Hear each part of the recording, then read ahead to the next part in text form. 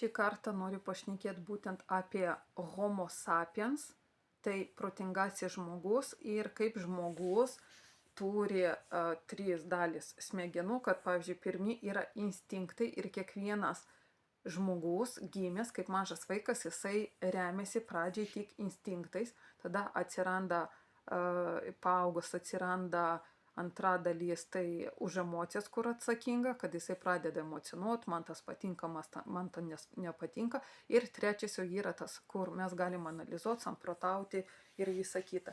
Ir šiandien būtent apie tą pirmą dalį, kur žmogus gyvena instinktais. Tai iš psichoanalitikos yra pagrindiniai biologiniai žmogaus instinktai, tai yra alkis, troškulys, lytinis potraukis ir agresija. Tai būtent tas alkis, tai aplamai dabar apie instinktus. Instinktai yra tokie ir gyvuliam, visiems gyvūnams ir žmogui būdinga, kad toksai jau iš prigimties mūsų kūne yra kažkoks poreikis tam, kad aš išgyvenčiau. Tai aš turiu pavalgyti, aš turiu atsigerti, aš turiu pamiegoti ir būti saugus. Tai yra tokie 4 kriterijai, kur kaip aš, kaip fizinis, būtent fizinis kūnas, tam, kad išgyventi. Ir kiekvienas ar gyvūnas, ar žmogus nori, būtent jisai turi šitus poreikius ir šitus instinktus. Tai dabar Homo sapiens tai yra tas protingasis žmogus, kuris turi instinktus, bet jisai turi dar virš instinktų intelektualią, emocionalią prigimtį. Ir būtent subrendęs ir psichologiškai sveikas žmogus, jisai atpažįsta savo instinktus, jisai gali juos valdyti, nes tikrai dažnai būna, kad instinktai pilnai valdo žmogų, jisai moka šnekėti, moka bendrauti, moka dirbti, bet jisai nemoka komunikuoti sveikai ir jisai, tas, žinot, kaip dažnai pasako, kai pasižiūri kažkur, Dieve, jisai elgėsi kaip gyvulys koksai. Tai dėl to, kad žmogus tiesiog jisai antiek atsiduoda tai tik pirmai grandžiai savo smegenų, kad jisai toliau net, tiesiog jisai net nepagalvoja, kad ten gali būti. Ir jeigu nėra kažkokių būtent fiziologinių nukrypimų, ligų ar ten pažeidimų fizinių būtent dėl sveikatos, tai žmogus jisai net bijo eiti į tą emocionalią arba į analitinę, nes taip yra paprasčiau, nes mažiau atsakomybės ir tiesiog aš gyvenu tam, kad gyvent. Ir žmogus, tai reiškia, nėra subrendęs, kai jisai nemoka valdyti, ne tik valdyti, bet pirmą atpažinti, valdyti ir kontroliuoti savo instinktų.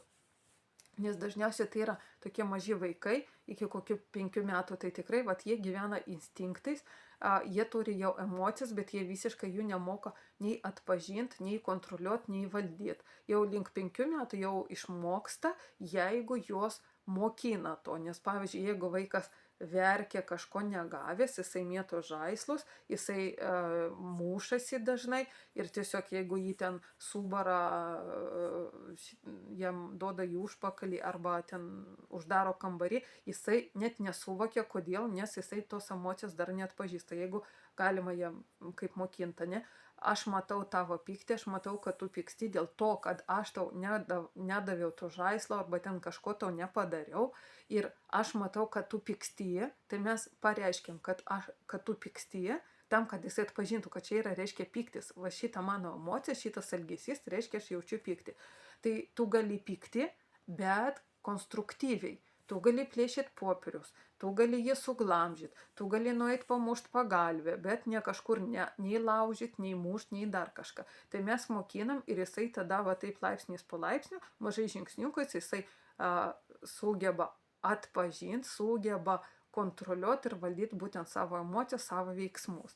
Deja, tikrai šiais laikais tai jau einama link to emocinio intelekto, bet vis tiek labai daug žmonių ir ypač tėvų, kurie po to mokina savo tėvus, auklė ir net nemokina dažnai apie tos instinktus, kaip juos valdyti. Ir tada dažnai žmogus suaugęs pasiduoda tiem instinktam.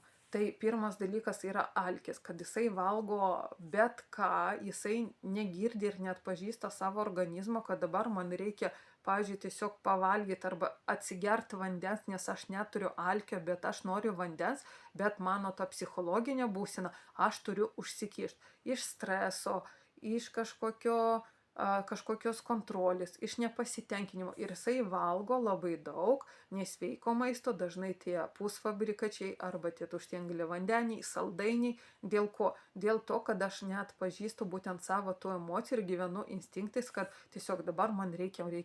Ir aš einu tiesiog prikišu savo maisto. Tai būtent tas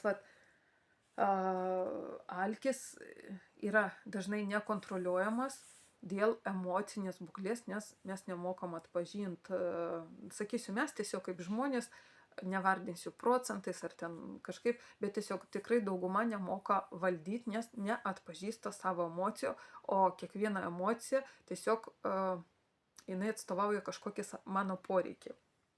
Tai pavyzdžiui, jeigu aš valgau saldainį, tai tiesiog mano poreikis būtų kažkur, kad noriu kažkokio rūpesčio, kad noriu, kad mane kas nors apkabintų. Tiesiog aš to neturiu ir dėl to valgau saldainį. Arba aš neturiu kažkokio džiaugsmo, nes visada gyvenu per reikia, visada stengiuosi dėl kitų ir tada negaunu jokio tokio atgalinio ir tą saldumą aš gaunu iš, kaip sakoma, iš to saldaus maisto. Tada troškulys. Troškulys tai vėlgi žmogus gali gyventi vien tik su vandeniu, jam tikrai nereikia nei arbatų, nei kavų, nei kažkokių gėrimų, tuo labiau nei alkoholio, nei ten tų energetinių gėrimų. Bet jam trūksta tų skonių, nes gyvenimas yra nuobodus, nes aš negirdžiu vėlgi savo emocijų, aš negirdžiu savo poreikių, aš negirdžiu savo kūno ir savo organų, kad ko jam dabar reikia, nes galbūt jam vietoj to kažkokio alaus, jam reikia tiesiog kokio nors vitamino. Tikrai nesigilinsiu, nes per daug aš tikrai nežinau tokių dalykų, bet kažkokio vieno vitamino trūkumas tiesiog kompensuojamas kažko nesveiku. Arba net tiesiog mes turim parazitų savo organizme ir jie prašo tų nesveikų cukraus, gėrimų tų tokių nesveikų ir kaip sakoma, ir tada vėlgi aš negirdžiu, ar čia aš noriu, ar čia mano organizmui tikrai to reikia, aš tiesiog kišu kodėl, nes nejaučiu savo emocijų ir nejaučiu savo organizmo poreikių. Tada ta agresija tai jinai yra tas kaip variklis, kad aš agresuoju dėl to, kad aš noriu apsaugoti savo erdvę, psichologinę, fizinę, mentalinę, aplamai tiesiog savo erdvę, čia gali būti ir mano šeima, tiesiog agresuoju, aš noriu pagarbos, nes dažnai žmogus tiesiog nemoka konstruktyviai komunikuoti, bendrauti ir jisai tos pagarbos bando tokiu autoritariniu režimu užtarnauti, kad tikrai mane bijo, reiškia mane gerbė. Tai tikrai yra vėlgi nukrypimas, taip, nes aš galiu agresuoti, bet aš nesuvokiu, dėl ko aš agresuoju. Nes, pavyzdžiui, aš jau matau, aš galiu jausti tą agresiją, kai aš esu per daug pavargusi. Aš galiu jausti agresiją, kai aš matau, kad kažkas kėsinasi į mano ar kūną, ar į mano intelektą, ar į mano šeimą, kad nori ten pasakyti, kad mano vaikai kažkokie netokie, ar mano tėvai kažkokie. Ir tiesiog aš ginu ir dėl to aš jaučiu agresiją. Bet kadangi aš tą atpažįstu, aš suprantu, ko nori pasiekti kitas žmogus ir tiesiog aš moku konstruktyviai, kaip sakoma, protingai, be jokių ten konfliktų, net be reikimo, be barnių, tiesiog tą konfliktą išspręsti. Ir būtent tas lytinis potraukis, tai vėlgi tai yra vėlgi psichologinė problema, kad mes gyvenam instinktais, kad aš dabar užsinorėjau, tada prasideda arba masturbacijos dažnai, nes paauglystės metu, būtent brendimo laikotarpį, tokia masturbacija yra kaip ir tokia sveika, jeigu jos nėra per daug, nes vaikas bando taip pažinti savo kūną, bando susipažinti, kas jam teikia malonumo, kas neteikia. Tai kažkiek tai yra sveika, lygiai kaip kokių 4, 5, 6 metų vaikam jie irgi kaip pradeda suprast, kad yra dvi skirtingos lytys, jie jau pradeda matyti, kad pas mane yra penis, pas mergaitė yra vagina, vulva, tai vėlgi jie tada irgi arba rodo, arba pasižiūri, kartais pačiupinėja. Tai yra tiesiog toksai, kad aš pačiupinėjau ir aš jau dabar tikrai įsitikinau, kad tikrai yra skirtumai.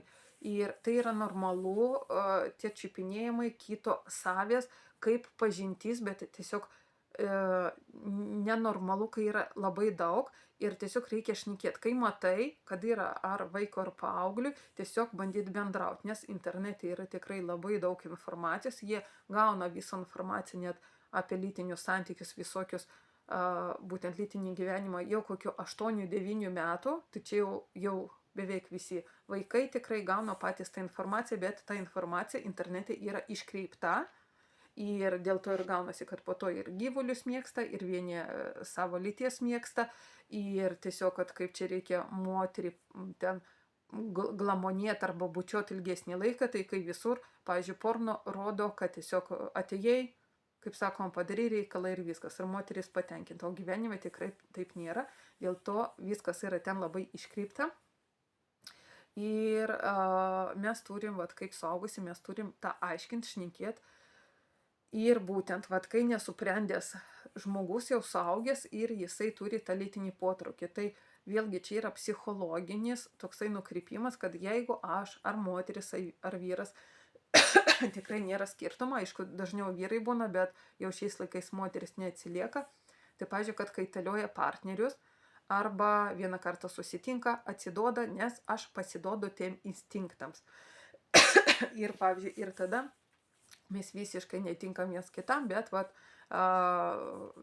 keičiam partnerius kaip savo kojines. Ne? Tai tikrai nėra sveika, nėra normalu. Čia yra labai susiję būtent, kad mes nemokam valdyti savo instinktų, pirmas dalykas. Antras dalykas, kad tas vat, lytinis potraukis, kad aš noriu ir man dabar bet kur, tai reiškia tiesiog aš daugiau nei galvoju, nei ką, kaip gyvulys einu patenkinti savo poreikį.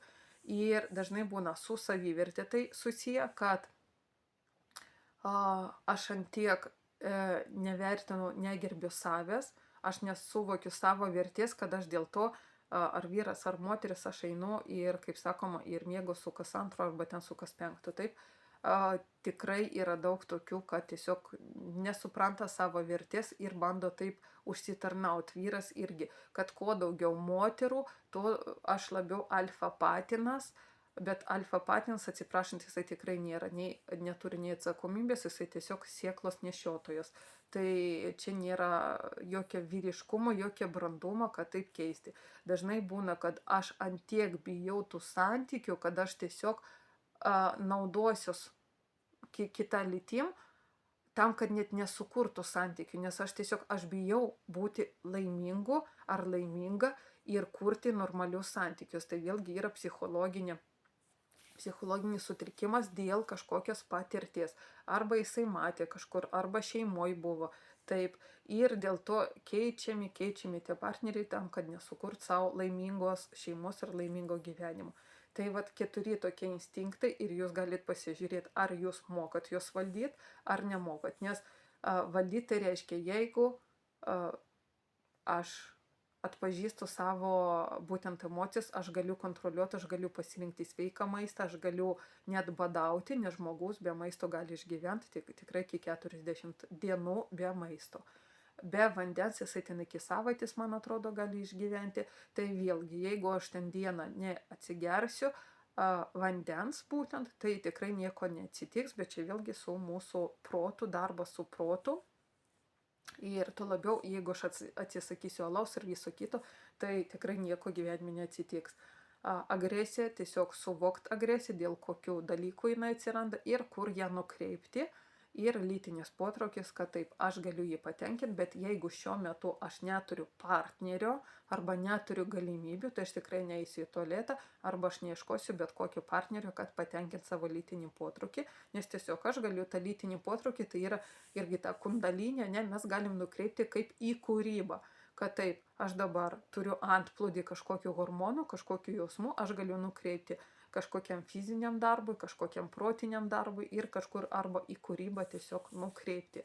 Tai va tas homo sapiens yra, kad mes galim tikrai kontroliuoti, valdyti ir aplamai atpažinti savo būtent instinktus. Tai linkiu išmokti, suprasti savo instinktus, juos kontroliuoti, gyventi ir, kaip sakoma, gyventi kaip tikras homo sapiens, o ne tiesiog kaip tas sapiens.